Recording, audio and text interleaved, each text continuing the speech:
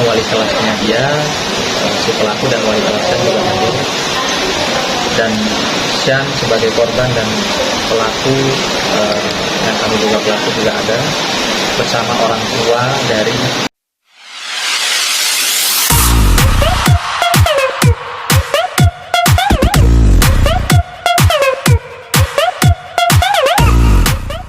Tiga bawain dulu ya. Ada. Ya, karena ini masalah pidana dan tadi sudah pasal disangkakan itu pasal 76C ya, perlindungan anak, dan juga tadi sudah EP-nya juga sudah berikutnya kami harus ke rumah sakit Pertamina untuk dilakukan visum terhadap korban. Prinsipnya bahwa kami perlu jelaskan ini sesuatu yang luar biasa terhadap korban, bahwa dari CCTV dan juga sebelum kejadian itu juga sebenarnya di lapangan itu sudah terjadi. Jadi korban ini awalnya bermain bola dengan teman-teman di luar. Lalu si pelaku ini datang. Pertama membuang sampah kering ke badannya. Lalu korban itu tidak ada reaksi. Lanjut dia main bola lagi tuh. Lalu datang lagi nih si tersangka itu mengambil sampah kering, ya kan, dan daun, langsung buang di mukanya. Akhirnya kena muka dan mata. Tapi korban juga tidak reaksi. Korban menghindar aja, langsung menghindar ke sekolah. Ternyata dipalang di pintu masuk kelas, langsung digebukin, dipukul. Pukulnya 2 kali di sini dan 2 kali di sebelah. Tapi korban juga tetap jalan. Akhirnya dia masuk ke dalam kelas. Nah, yang terjadi adalah anak ini, pelaku ini bukan satu kelas sama korban. Dia kelas lain. Lalu korban masuk ke dalam kelas, lalu diikutin ke sana. Itu yang terjadi pukulan cukup keras karena bukan hanya di bahu, tapi berkali-kali di kepala. Makanya korban dari orang tua, pasien kerja dan keluarga kembali langsung respon untuk langsung melakukan CT scan karena takutnya terjadi masalah di kepala daripada korban. Ya, jadi sangat prihatin dan sangat miris. Ya, kami juga mengimbau kepada sekolah dan juga orang tua untuk mengawasi anak-anaknya karena kejadian ini cukup luar biasa. Ya, dan ini menjadi presiden buruk juga oleh sekolah bahwa lembaga pendidikan tapi justru membina anak ya yang mentalnya kayak gini gitu. Jadi biarkan nanti, karena ini kasus anak artinya diperlakukan juga adalah khusus karena pidana juga pidana khusus ya, pidana anak. Anak itu dipidana kalau umurnya 12 tahun ke atas dan di bawah 18 tahun itu akan kena pidana. Makanya karena dia di atas 12 tahun sehingga pasal pidana anaknya kena. Tapi masuk ke sekolahnya belum tidak mungkin seperti apa? Kemarin saya sudah datang ke sekolah bersama istri. Saya bertemu dengan kepala sekolah, wakil kepala sekolah, wali kelas masing-masing anak, karena yang kami duga pelaku itu bukan teman satu kelas Syam. Artinya wali kelasnya dia, si pelaku dan wali kelasnya juga hadir.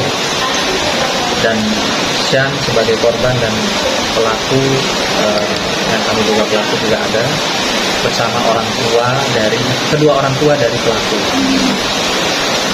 Di situ kita dengarkan keterangan dan perlu saya tambahkan bahwa ada pihak kepolisian dari Polres Metro Jakarta Selatan, yaitu Bapak Kapospol Permata Hijau, yang ikut juga hadir dalam pertemuan kemarin.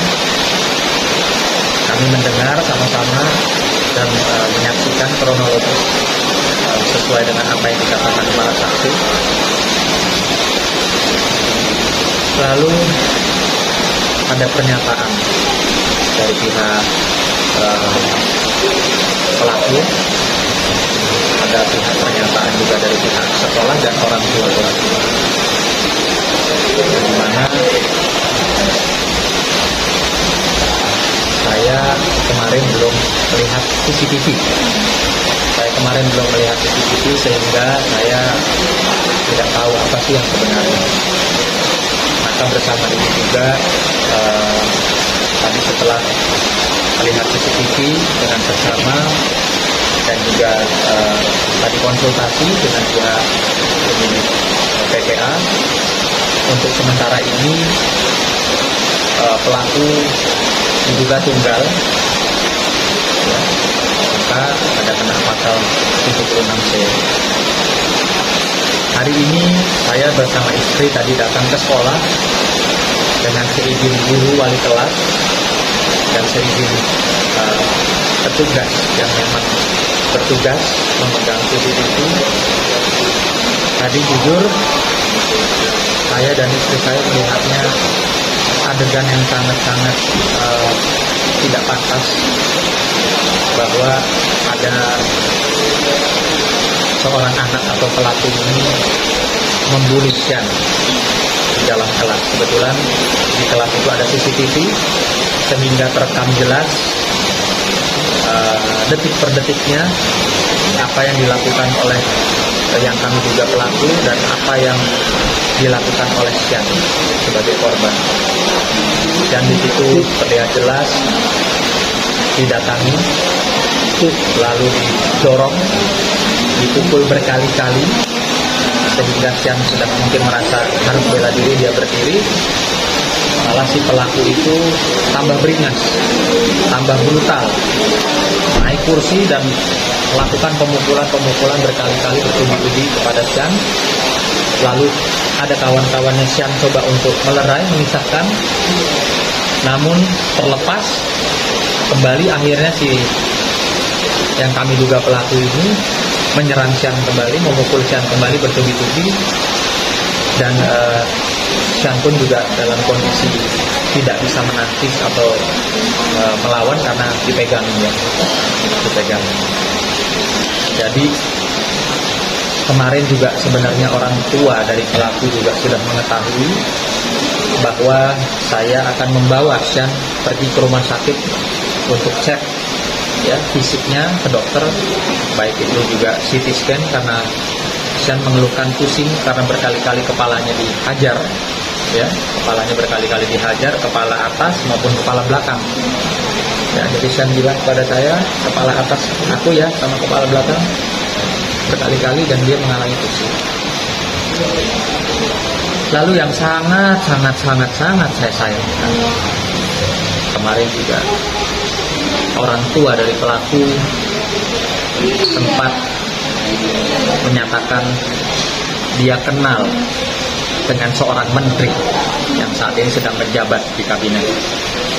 Lalu juga dia menyatakan dia kenal dengan pengacara senior. Saya katakan di sini, demi Allah, demi Tuhan, saya tidak takut. Sama sekali saya tidak takut. Bahkan saya siap mati kalau memang harus berhadapan dengan pihak-pihak ya yang tidak suka melihat saya melaporkan, ya, yang dimana Pak Sian putra saya menjadi korban. Saya tidak takut. Silakan Anda jual nama Pak Menteri, silakan Anda jual nama senior, saya tidak akan masuk gigi mundur. Kalau ditantang untuk urusan anak, saya mati pun siap. Ya, ini saya sampaikan pernyataan saya, demi Allah saya bisa bertanggungjawabkan, saya tidak main. Jadi silahkan saja ngadu sama Pak Menterinya, silahkan saja buat puasa dengan pengacara seniornya, saya akan siap menghadap. Nggak ada permintaan maaf sama sekali Bang dari mereka Bang? Ada pengakuan dan ada permintaan maaf, tapi mohon maaf sekali, hati saya rasanya mendidih ya melihat peristiwa yang dimana sampai detik ini kami membuat laporan tidak ada empati, tidak ada itikat baik dari orang tua pelaku yang kemarin ya sudah bertemu dengan kami. Jadi mohon maaf, saat ini saya lebih memilih jalur hukum ketimbang jalur kekeluargaan. Karena saya kemarin mencoba juga membuka hati saya, tapi ternyata saya dilecehkan, ya. Saya tidak dianggap, kondisi putra saya tidak dihiraukan, tidak ada basa-basi sekalipun tidak ada. Ya, kalau dari pihak sekolah mulai dari kemarin menanyakan, Bang, Pak Sunan, bagaimana kondisi Ananda Sian setelah diperiksa CT scan-nya, guru-guru juga seperti itu. Tapi justru orang tua dari pelaku yang tahu nomor telepon saya, tidak ada rasa empati, tidak ada WhatsApp, tidak ada menghubungi saya, seolah dianggap kemarin itu beres, selesai sudah bertemu dengan saya, selesai sudah meminta maaf, dan selesai sudah membuat pernyataan atau pengakuan.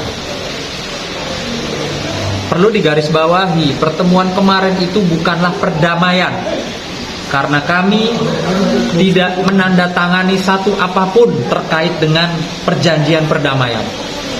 Ya, jadi kemarin itu saya lebih mengalah, dan hari ini saya tidak mau mengalah. Ya, saya terngiang dengan orang tuanya menyebut kenal dengan menteri, kenal dengan pengacara senior. Lalu pagi ini saya melihat CCTV betapa brutalnya anaknya menghajar saya. Dan silahkan dilihat di CCTV, saya sudah posting sebagai alat bukti di Instagram resmi saya. Anak saya sudah diam, dipukul berkali-kali. Semenjak di lapangan bola dibully, dilempar dengan sampah badannya Syan. Syan diam mengalah. Kedua kali didatangi lagi di lapangan bola, disiram, dilempar mukanya Syan dengan kotoran-kotoran sampah, daun-daun. Syan masih diam. Di depan kelasnya Syan dipukulin 4 kali dan Syan masih diam. Di dalam kelasnya Syan, yang dimana si pelaku itu bukan anak satu kelasnya Syan, artinya dia dengan sengaja masuk untuk menghampiri Syan, membuli Syan lagi, ya, dan memukuli Syan bertubi-tubi menyerang. Maka jelas, mohon maaf kalau saya terlihat agak emosional, karena demi Allah demi Tuhan memang mendidih darah saya, ya, melihat perlakuan si pelaku terhadap putra saya, dan melihat betapa orang tuanya meremehkan peristiwa ini, tidak ada empatinya, tidak ada adabnya terhadap putra saya. Saya rasa itu yang saya bisa sampaikan. Tapi alasan dia. Ya, jadi perlu kita sampaikan bahwa kondisi korban saat ini lagi trauma, ya. Itulah kondisi daripada Pak Suman sebagai ayahnya dan keluarga juga. Ini sangat sedih karena anak kita kan harusnya ke sekolah untuk mendapatkan pendidikan yang baik. Ternyata mendapat bullying, mendapat pemukulan, bahkan berkali-kali. Yang dikhawatirkan keluarga adalah terjadi apa-apa di kepalanya. Karena kepalanya berkali-kali dipukul. Itu dan pasal disangkakan tadi 37 C dengan ancaman 3 tahun. Dan biarkan semua berproses, ya. Saya sebagai kuasa hukum keluarga Sunan Kalijaga, dan tadi beliau sudah sampaikan bahwa kita siap untuk ladeni siapapun, ya. Ini korban anak kita, dan tadi kami TPA juga langsung merespon untuk segera adakan LP dan untuk visum. Makanya sekarang kami harus kembali Pertamina untuk melakukan visum, karena saat ini ya sedang trauma dan tadi juga masih pusing-pusing, kayak pusing ini. Tadi juga diangkat di PPA. Penyebab pembuliannya apa sih, Bang? Hah? Ya alasannya kemarin dia ngomong. Soal masalah bullying kita bicara karena itu kan situasi korban juga masih dalam keadaan trauma, ya, dan bisa kita paksa untuk bicara. Ini masalah pidana dan perlakuannya khusus. Sebenarnya Pak Suman itu dari awal ini hatinya baik, tetapi kenapa sih keluarganya dari Pak Suman? Mungkin ditanyalah di rumah sakit gimana keadaannya. Mungkin dia pikir dengan dia sebut nama menteri dan pengacara senior saya jadi takut. Oh, kalau bicara anak saya nggak ada takut. Jadi itu ya, itu dulu. Sementara kita akan ke RS Pertamina dulu ya untuk melakukan visum. Terima kasih. Baik.